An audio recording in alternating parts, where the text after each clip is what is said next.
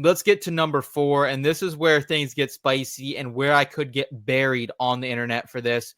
One, because Jalen Milroe has not technically declared for the draft yet. We've heard a lot of different reports that, hey, maybe this guy's looking to transfer, maybe he's looking to stay at Alabama, but kind of what we're getting insider knowledge right now is that he is leaning towards going to the draft. And I think in a draft without a clear quarterback 3, we just saw Drew Aller. He'll be returning to Penn State. Rumors are Quinn Ewers could possibly also be returning to Texas or sign with another team, whether that's North Carolina or one of these Big Ten schools that's also throwing a couple milli at him. I think Milroe is going to be getting pushed up draft boards because there are so many quarterback needy teams at the top of the draft, like Cleveland, Tennessee, the New Orleans Saints. I think that will especially happen after he shows off his athleticism in Indianapolis at the Combine and at his pro day. 6'2", 225 pounds. He has the size to compete at the NFL level.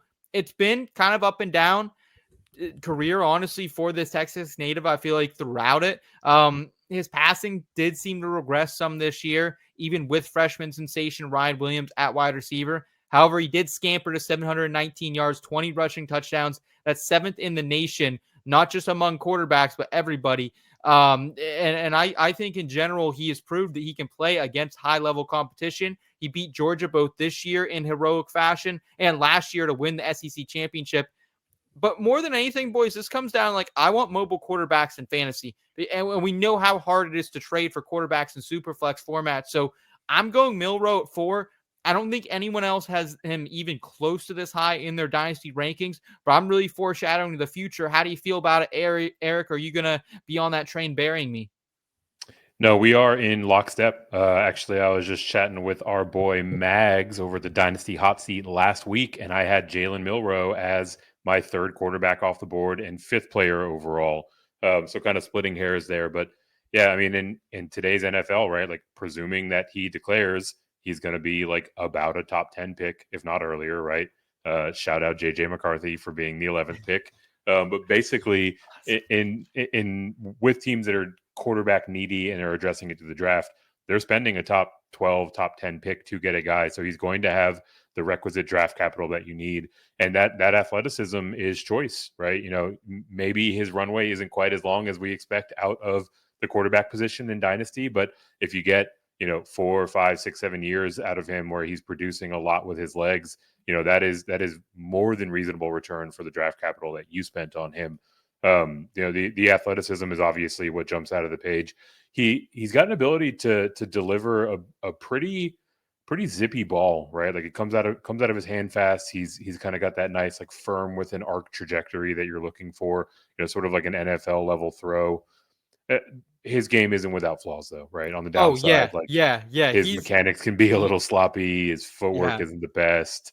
But we could say all these things about A-Rich too, and we've seen them play out at the NFL. But if someone's willing to design an offense around this, it could be lethal. You could have games where he's getting 2 rushing touchdowns and 80 or 90 yards on the ground. I mean, we've seen games at Bama. Obviously, that's college football, not the highest level of the sport, but this is a guy we've seen, Steve, who has gone out and had 3 rushing touchdowns in a game and has run all over teams like LSU, who just could not stop him for anything in that game earlier this season.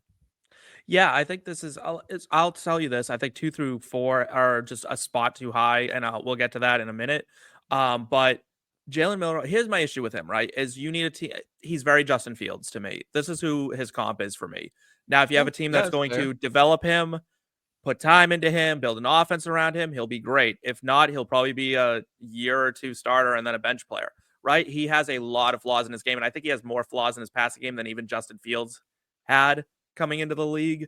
I think Jalen Milroe honestly would benefit more from staying in college for another year, transferring out of Bama, going to a more spreadish, like a bit better passing attack than Bama's got right now. Maybe just a different scheme.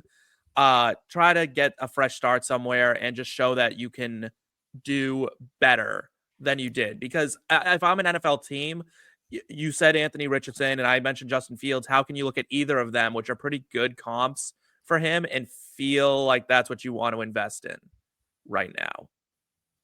Because I think he'll be a starter for at least some time, and I think that's going to be a really fun ride. And I think if he does stay in college, I think he's best set up to stay here with DeBoer, stay with Sheridan down in Bama, because they've built this offense around his play style now, and it's fun. And you're right.